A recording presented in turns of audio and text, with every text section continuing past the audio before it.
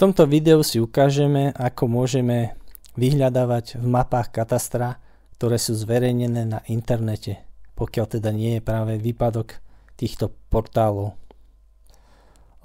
Ten základný portál má skratku ZBGIS, alebo sa nazýva aj mapka kataster nehnuteľností. Zadáme do Google a klikneme si na to.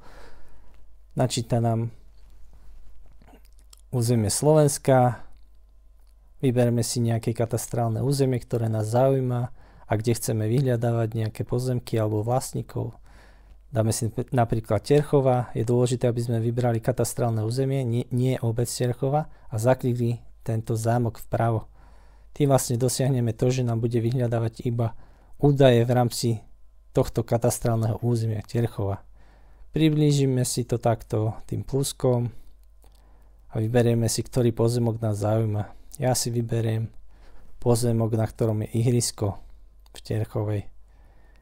Vidím číslo parcely 792. Vidím, že je to parcela registra C. Mám tu aj číslo listu vlastníctva. To je to LV3648. Môžem na to kliknúť a ukáže mi list vlastníctva. Alebo si tuto nižšie pozriem vlastníka. Vidím, že vlastníkom pozemku je obec Terchová.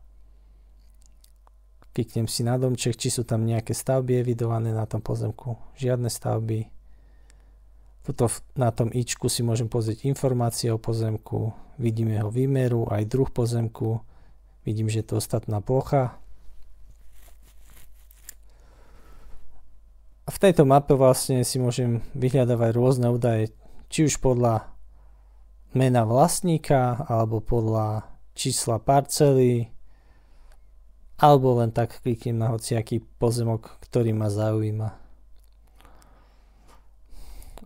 Toto je vlastne sútlač dvoch map. Čierne čiary je katastrálna mapa, to sú C-čkové parcely, a zelené čiary sú E-čkové parcely, to je mapa určeného operátu.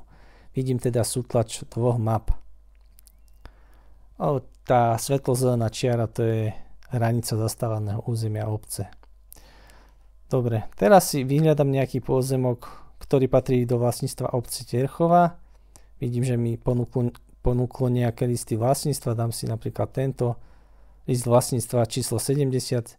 Vidím, že tu obec Terchova vlastní iba nejaký podiel vo veľkosti 3,96, ale tento pozemok, respektíve na tomto liste vlastníctva sú aj iní vlastníci. Vidíme, že na liste vlastníctva je zapísaný pozemok a tento pozemok je v spoluvlastníctve viacerých spoluvlastníkov.